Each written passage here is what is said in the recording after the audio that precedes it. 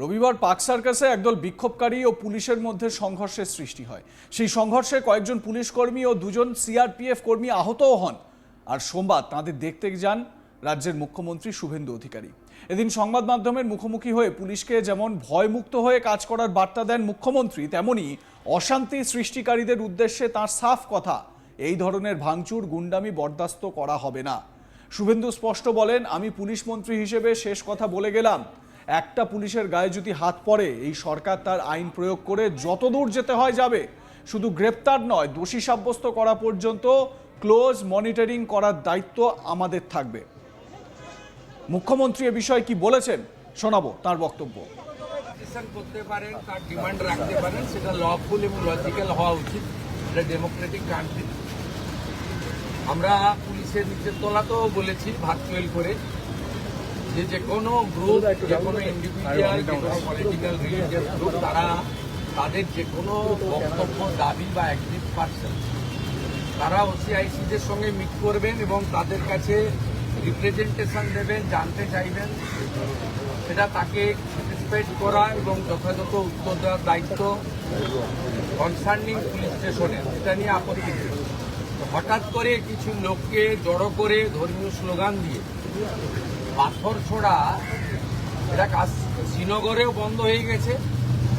আমার মনে হয় পশ্চিমবঙ্গে বা কলকাতাতে এটাও বন্ধ হওয়ার খুব দরকার রয়েছে। এখানে গতকাল যে আমার পুলিশ বন্ধুরা এবং সিআরপিএফ এর বন্ধুরা আহত হয়েছিলেন, তাদের নাম হচ্ছে Shri Chitradip Pandey, ACP 3 ACD, inspector Rajesh Kumar Singh, OC Beniapukur PS, ASI 18,159 এটা নম্বর, Shyamal Kumar Ghosh of DRO ACD, constable Shahzada Sheikh Beniapukur PS, constable Tarun Kumar Das DRO ACD, CB Anirban Majumdar. এর বাইরেও আমাদের দুজন সিআরপিএফ এর বন্ধুরা, তারাও ইনজোর্ড হয়েছেন।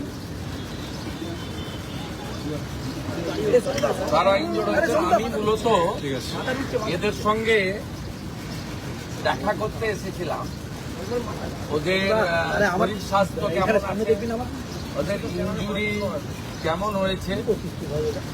আর আমাদের যে এন্টার ফোর্স কালকে এত ভালো কাজ করেছেন, বড় ল অ্যান্ড অর্ডার ক্যাজুয়ালিটির হাত থেকে মানুষজনকে বাঁচিয়েছেন, তাদেরকেও আমি সাপোর্ট দিতে এসেছিলাম। বলেছিলাম গভর্নমেন্ট আপনাদের সঙ্গে আছে, আপনারা law enforcing authority under BNS এবং জনস্বার্থে আপনারা কাজ করবেন ভয়মুক্ত হয়ে। আপনাদের হোম মিনিস্টার তথা চিফ মিনিস্টার আপনাদের সাথে আছে, নগরপালের নেতৃত্বে এন্টায়ার ডিপার্টমেন্ট আপনাদের পাশে আছে। ওদের প্রাইমারি মেডিকেল ট্রিটমেন্ট হয়েছে, একজন দুজনের ইনজুরি ক্ষতও আছে, আমি দেখেছি নিজের চোখে। আমি শুধু আপিল করব, এই কাজগুলো করবেন না, এই কাজগুলো করবেন না, এই কাজগুলো থেকে বিরত থাকুন। যদি মনে করেন আগের সরকার আছে, আগের নিয়ম আছে, আগের মতো পুলিশকে ফোর্সকে হাত পা বেঁধে রেখে দেওয়া হবে, তাহলে কিন্তু ভুল করবেন। তো ক্লিয়ার মেসেজ, জিরো টলারেন্স এই ধরনের ভ্যান্ডালিজম, হুলিগানিজম, রাউডিজম এবং anti national, anti social activity we are not allowed. আমি পুলিশ মন্ত্রী, হোম মিনিস্টার হিসেবে লাস্ট ওয়ার্ড বলে গেলাম, একটা পুলিশের গায়ে যদি হাত পড়ে এই সরকার তার আইন প্রয়োগ করে যতদূর যেতে হয় হবে। শুধু অ্যারেস্ট নয়, কনভিকশন করানো পর্যন্ত ক্লোজ মনিটরিং করার দায়িত্ব আমাদের থাকে। শুনলেন তো মুখ্যমন্ত্রীর একেবারে স্পষ্ট সাবধান বাণী।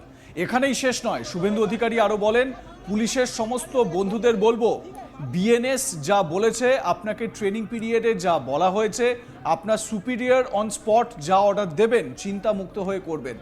কে কোন দল করেন, কে কোন ধর্মের লোক, কে কোন সম্প্রদায়ের লোক, কে কোন প্রভাবশালীর ঘনিষ্ঠ লোক, আপনারা এই চিন্তা মুক্ত করুন। শুনুন মুখ্যমন্ত্রীর অভয়দান।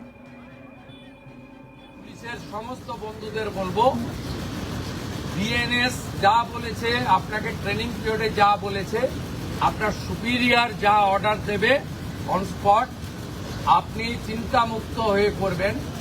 কে কোন দল করেন, কে কোন ধর্মের লোক, কে কোন সম্প্রদায়ের লোক, কে কোন প্রভাবশালীর ক্লোজ লোক, তার এগেনস্টে অ্যাকশন নিতে গেলে 5 বার ভাবতে হবে। আপনারা এই চিন্তা মুক্ত করুন। মাননীয় প্রধানমন্ত্রী বারে বারে বলেছেন, বেঙ্গলে ভয়ে আউট ভরসা ইন। এন্টার পুলিশ ডিপার্টমেন্ট, বিশেষ করে আমাদের কলকাতা পুলিশের যে তাদের যে পারফরমেন্স, তাদের যে উচ্চতা, এই উচ্চতাকে ফিরিয়ে আনার জন্য, দক্ষতাকে কাজে লাগানোর জন্য গভর্নমেন্ট তার সাথে আছে। এটাই আমার বক্তব্য। আমি খুব হ্যাপি এখানকার ইনভেস্টিগেটিং অফিসার এবং সুপিরিয়র পুলিশ অফিসাররা ইতিমধ্যে 40 জনকে গ্রেপ্তার করেছে এবং নগরপাল নিজে এটাকে, আমাদের সিপি নিজে এটাকে মনিটরিং করছেন। লফুল অ্যাকশন আন্ডার বিএনএস যেটা করার দরকার, এটা আইনগতভাবে তারা করবে। সেটা as a chief minister, home minister আমি বলবো না। আইনে যা লেখা আছে সেই অনুযায়ী ব্যবস্থা হবে। একটা কথাই আমি বলে গেলাম, জিরো টলারেন্স। আর পার্ক সার্কাস সহ যেখানে যেখানে বিগত দিনে এই ধরনের ঘটনা ঘটিয়েছেন, আপনারাও কান খুলে শুনে রাখুন, এটা আপনাদের শেষ ঘটনা। এরপরে আর কোনো এই ধরনের অ্যাকশন আমরা করতে দেব না। যদি করেন, আমার থেকে খারাপ কোনো পুলিশ মন্ত্রী হবে। পাক সার্কাসের এই অশান্তির পরের দিনই শুভেন্দু অধিকারী চলে গেলেন কলকাতা পুলিশের সাউথ ইস্ট ডিভিশনের অফিসে এবং সেখানে আহত পুলিশ কর্মীদের দেখতে যান শুভেন্দু অধিকারী এবং সেখান থেকেই তিনি পুলিশের কি করণীয়, পুলিশকে ভয়মুক্ত হয়ে চিন্তামুক্ত হয়ে কাজ করার পরামর্শ দিয়েছেন রাজ্যের মুখ্যমন্ত্রী শুভেন্দু অধিকারী। একই সঙ্গে তিনি বলেছেন যে পাথরবাজি বা পাথর ফেলার যে ঘটনা, পাথর বৃষ্টি বা ইট বৃষ্টির যে ঘটনা, সেটা কাশ্মীরে বন্ধ হয়ে গিয়েছে, পশ্চিমবঙ্গেও বন্ধ হওয়া উচিত। কি বলেছেন শুভেন্দু অধিকারী আরো একবার শোনাই। ये मैसेज जो उपद्रवी है उनको भी ये मैसेज चला जाना चाहिए कि ये सरकार आपने कार्रवाई करेगा। ये सरकार देखना है, सोचना है में नहीं। But do you think it was a planned protest? Yes, Do you think it was a planned protest or an impromptu one? it's a planned incident.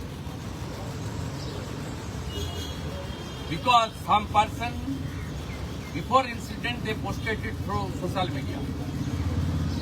Police is investigating. I have ever faith to Calcutta police. These officers are. আপনাদের মতামত জানাতে ভুলবেন না। দেখতে থাকুন আজ তাক Bangla, subscribe করুন আমাদের ইউটিউব চ্যানেলটি।